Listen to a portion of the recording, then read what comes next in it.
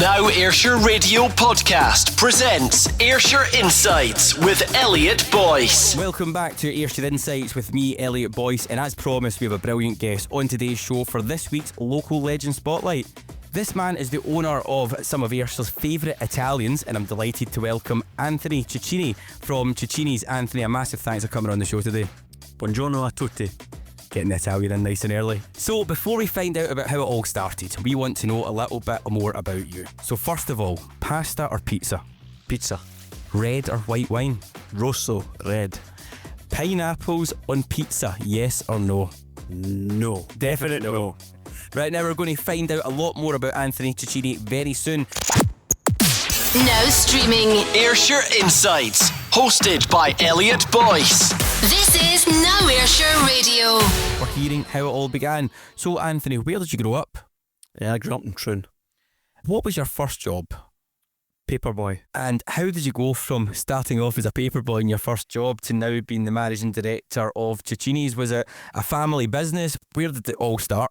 It was 1985 when I was a paperboy and doing caddying in the summertime.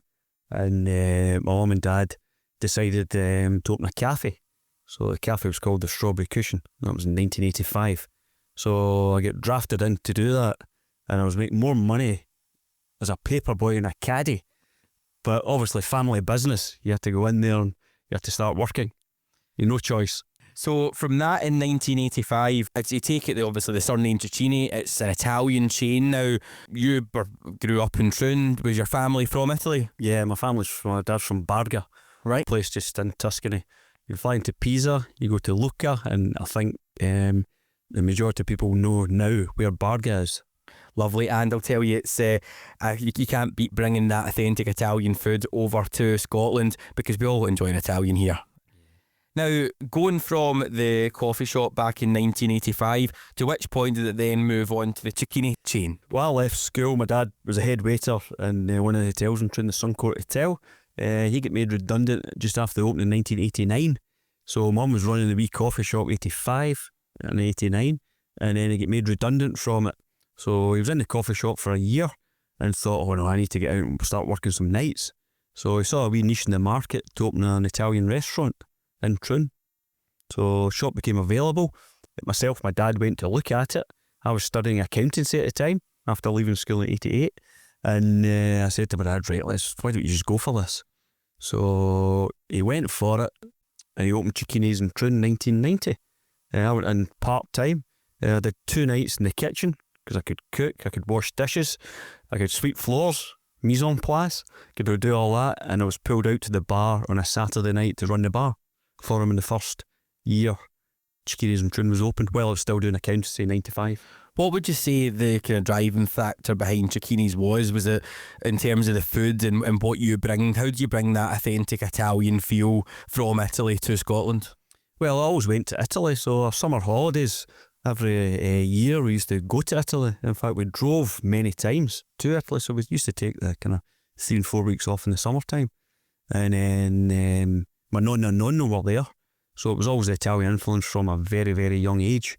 And we just decided to bring the taste of Italy to Ayrshire. How did you find it when you first opened it? Was there any competition around the area for Italian food back then? There was no competition for Italian food in Troon, whereas Glasgow was thriving with Italian restaurants.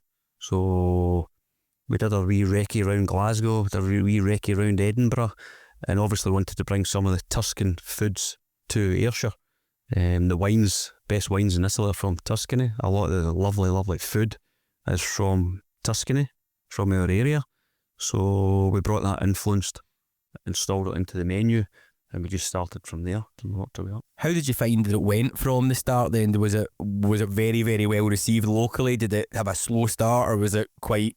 How did you feel it went in terms of the first few years? Yeah, the first year was really, really busy because the hotel had shut down. My dad worked for 30 years. He was the maitre d' down at the hotel, so he was a well-known in Ayrshire and well-liked in Ayrshire. So when we opened the restaurant, it was a 30-seater. So after the first year, we decided to put an extension on. So we put an extension on and doubled the size of it to a 60-seater restaurant. And that's when my accountancy, I thought, I think I need to get into the business here. It was more exciting than accountancy. So I did my qualifications at college, got all my qualifications, and then went into the business in 1991, just a year after it had opened. So going back to that point, and I know it wasn't you and it was your dad that originally started it, making that jump though and being made redundant and taking the gamble of going, your accountancy side will certainly help out here. How did the family find the kind of cash flow side at the start and building it from essentially kind of coming from just being made redundant? Where did it all start from? Yeah, well, I had to rent the shop to start with, and like I said to you, in the first year it was really busy, you know, so we just saved and saved and saved. And then we eventually bought the shop two years later and just built it up from there. Fantastic. So started off in Troon. You've now got, you no longer have a place in Troon, I don't believe. That got sold in 2007. We then opened the place up in Ardrossan in 2008, the bar restaurant down at Clyde Marina. And it's still going well down there. And Yeah. It's 17 years now. And from Ardrossan, you've got the place in Ayr? Yep, 1997.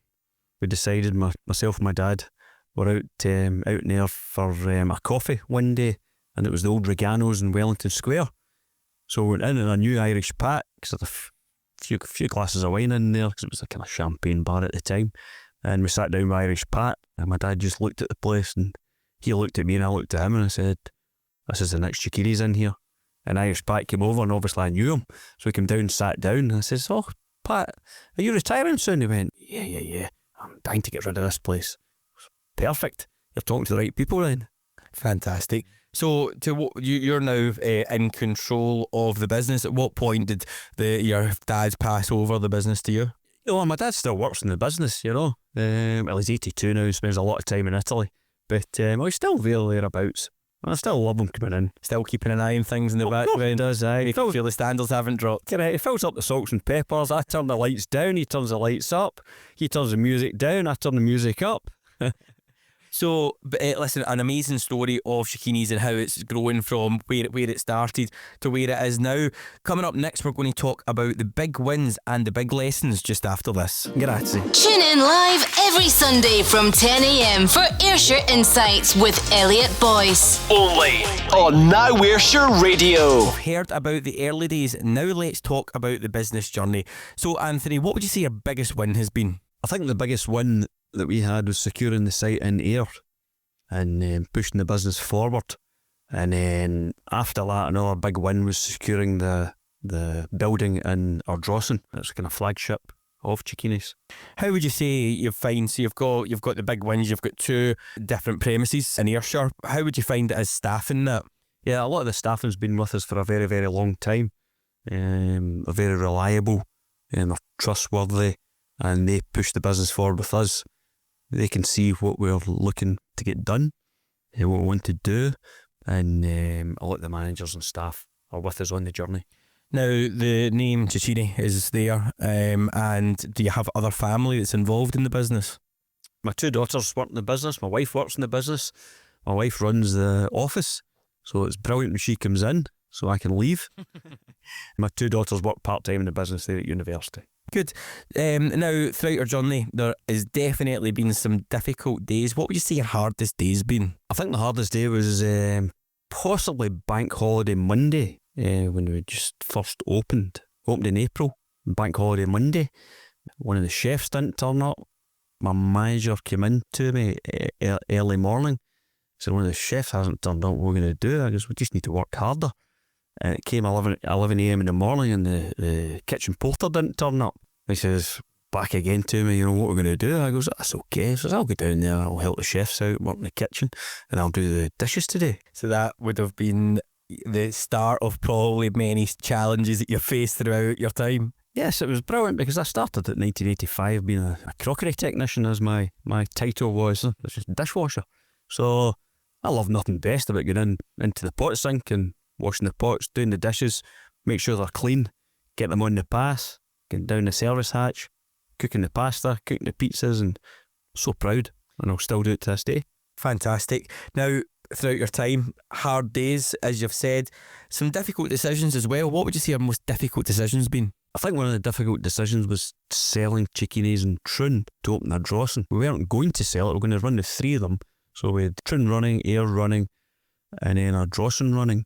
And one of the sales reps came into me one day and says, yeah, I thought about selling Cecchini's in Troon. Myself, I said to the sales rep, I said, no, I don't think so. He says, I'm somebody looking to purchase a restaurant in Troon.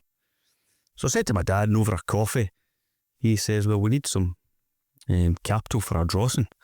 So what do you think we should do, So yeah, we decided to sell the restaurant in Troon to open up the one in Ardrossan.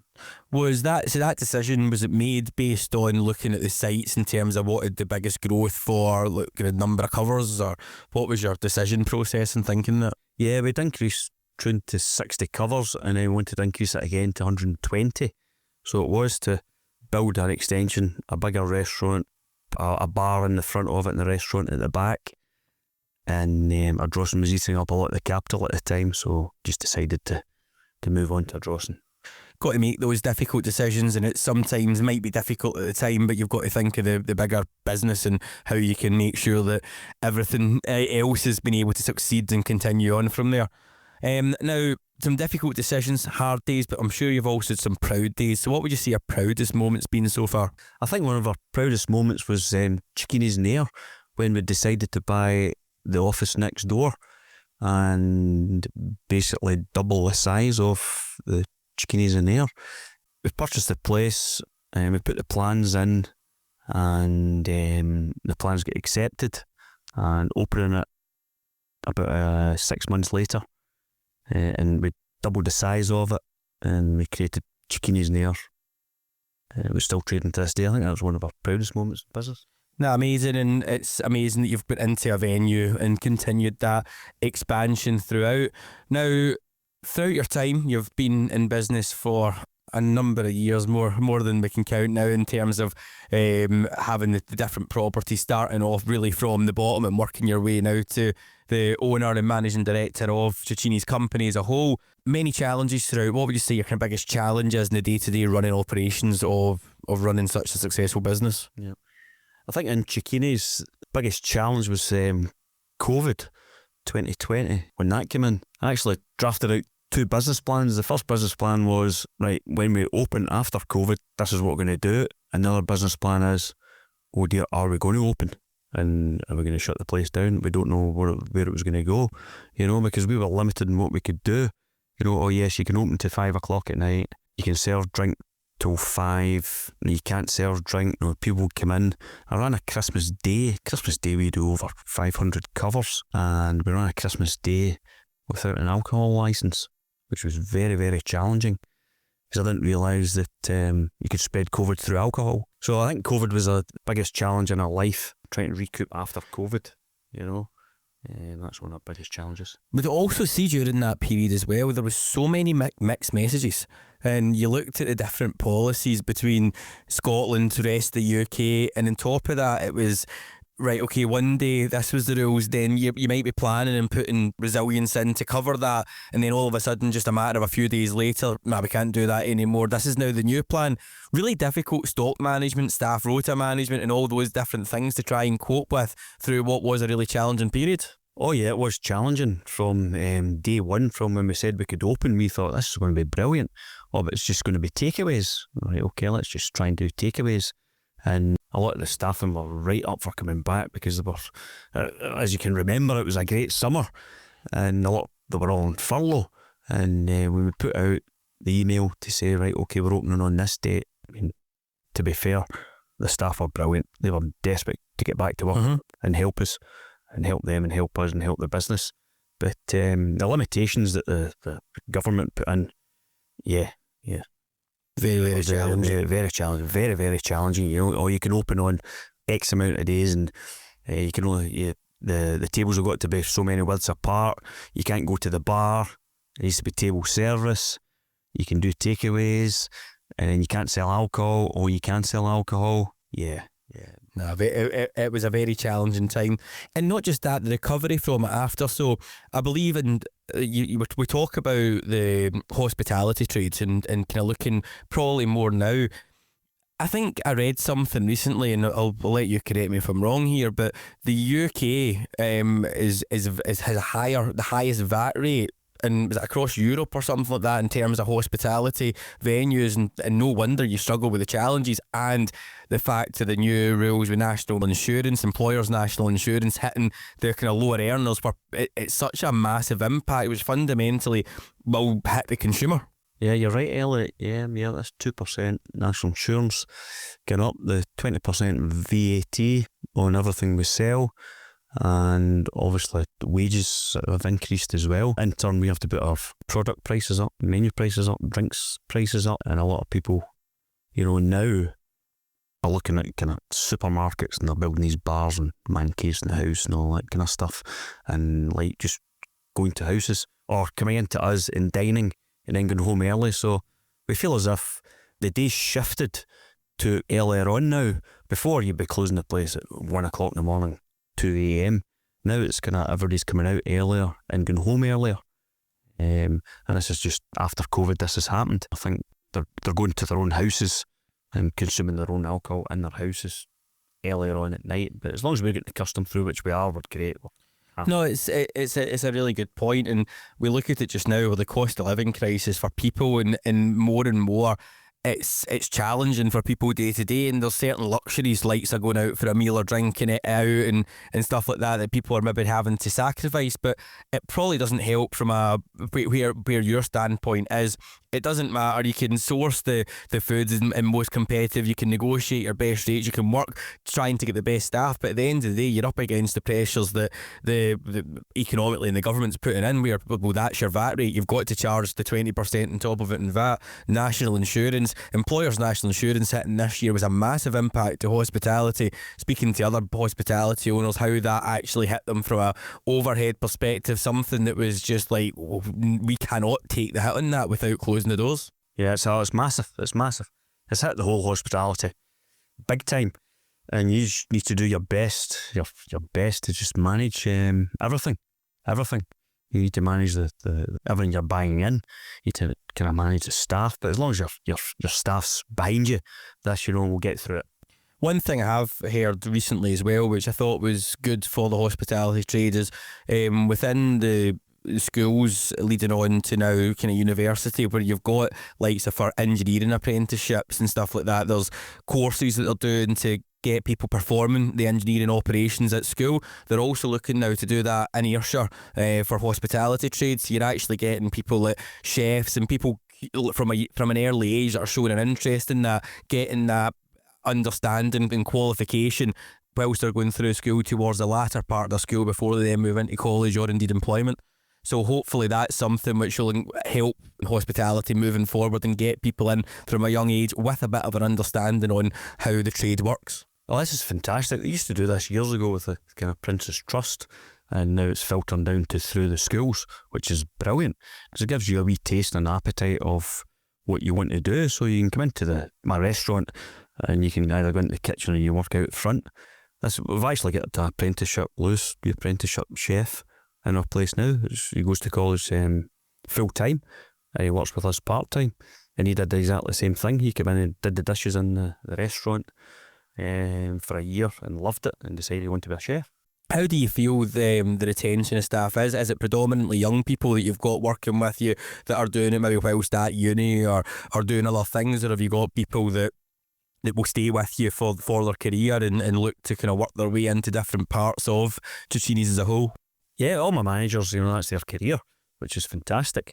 And they love it, they thrive on it, and you've got to make it exciting, which is exciting. Every day is a different challenge, every day is different. There's no one day it's the same, which I think that holds a lot of people in. Yes, we do have part-timers who come on board full-time at Christmas time and then summer holiday time and Easter time, and we take these people on full-time, then they go back to part-time when they're studying various things at university, which helps us because these busy, the season, yeah. When they arrive, we are busy, so we need the labour to come in and help us out. Oh, absolutely. And listen, hospitality is an industry that it certainly has its challenges. I know there was a bit of support just after COVID in terms of the kind of VAT rates, but clearly all that's jumped back up along with all the other challenges in the background. So I think we spoke just off here before we started, the fact that you are a long-standing business and you've thankfully built that up. It would be really difficult for somebody new coming in, especially with the economical challenges, which you really can't help. Yeah, that's correct. Elliot, yep, absolutely correct. There is still a lot of challenges now. The VAT rate was fantastic because it was 5% and it went to 12% and then it jumped to 20%. Whereas this hospitality body in Scotland, we're trying to reduce the VAT rate to 12% just to keep the economy flowing, because we are the second biggest industry in the UK next to building.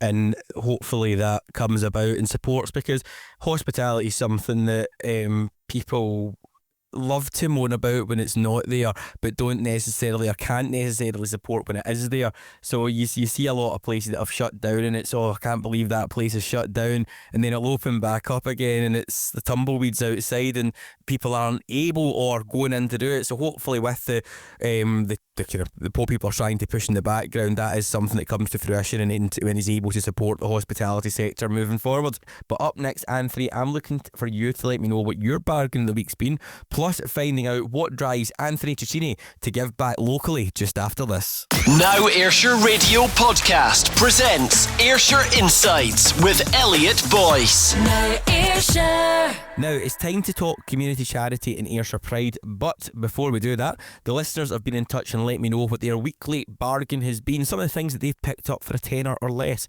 So Anthony, the question to you, what is your bargain of the week this week? A teddy doorstopper. There we go, and you get that for less than a tenner? Less than a tenner. Right here in Ayrshire? Down the road. Perfect. Right, Anthony, we're going to go back to you now. So why support local causes like us here at Now Ayrshire Radio? Well, we've been in Ayrshire. I've been in Ayrshire all my life. Suppliers are from Ayrshire. We buy a lot of produce from Ayrshire. It's on our doorstep. We do a lot of charitable work as well within Ayrshire. Every year we pick a cause. We do a lot of charity work for that cause. No, fantastic. Now, you've seen it round about the studio. Our kind of tagline here is that local feeling. What does that local feeling mean to you? Well, it puts a shiver down my back. It's fantastic. Like I say, you know, we're from Ayrshire. We're very proud to be brought up in Ayrshire. The Ayrshire Riviera. And that's where you're bringing Italy to here in Ayrshire. Correct. Now, the last part of this, so you talk charity work. What's kind of some of the kind of bigger charity things that Cecchini's has been involved in over the years? Every year we do Cash for Kids charity, Ayrshire Hospice, various different charities, stuff for the Chris Boyd charity. So a lot of charities we do. We tend to pick one every year. We do the 10k run in Troon, and we raise some funds for a charity that the staff pick. Perfect. To donate to. Do you partake in the 10k run? Oh, I do the 10k every year. Fantastic. Love it. Right, we're going to finish strong with a fun round and find out what's next for Cecchini's owner, Anthony, just after this. This is the Ayrshire Insights Podcast with Elliot Boyce. Now Ayrshire. If you've just tuned in, I'm with Anthony Cecchini from Cecchini's, and it's now time for 5 fast ones. Right, you ready to go? I'm ready to go. Right, let's do it. Favourite takeaway? Pizza caprese. Song that always lifts your mood? Bella ciao. Best thing about Ayrshire? The people and the coastline. Weirdest moment at work? Oh, chef asked me when we used to handwrite the cheques. Antonio, come here, he said to me. I said, chef, what's up? He goes, senza burro. What's this senza burro? I goes, I wrote no butter on it. He goes, I just thought it was that. I was just checking. And who plays you in the movie of your life? Oh, it's got to be Robert De Niro. There we go. Thanks for playing 5 fast ones. We'll be asking our guests every week to get involved. So, Anthony, what's next for you and your business? Is there going to be another Cecchini's popping up somewhere in Ayrshire or further afield? Oh, there might be. Yep. There might be another Cecchini's coffee shop somewhere on the horizon. Fantastic. We'll be getting an exclusive in the show today. Keep my cards close to my chest. Have you got anything else for your business in terms of it? Are you looking to increase anywhere that you've currently got? Is there new offerings? Are you going a little bit of travelling to get some new Tuscan food in the menu? Yeah, I'll be going back to Barga, back to our hometown very, very soon. So I love getting out there, researching, developing things. And that's a good way to call it. Yeah, I'll be bringing back many, many different ingredients. Fantastic. Now, what's one thing you hope for Ayrshire's future? Well, what we need to do is continue Ayrshire's growth. That's the main thing we need to do in Ayrshire. Brilliant. Now, thank you very much for coming along today. But have you any final shout outs and thanks to anyone who's been a part of your journey? Yeah, just thanks to my family for being there for me. We all work very, very hard running a restaurant. It's not easy at all. So we've been out working every day, every night, weekends, 2 o'clock in the morning, 1 o'clock in the morning. So just thanks to my family for being there for us through the blood, sweat and tears. Amazing, Anthony. Now, before we finish off, I'm looking for a big anthem to round this off today. So what's your final tune of the week? Final tune of the week is Gloria. Right, we'll play that. Cozzi. Fantastic. The final Italian tune of the week. Anthony, a massive thanks for coming on the show today. Thank you very much. Thank you. Grazie mille.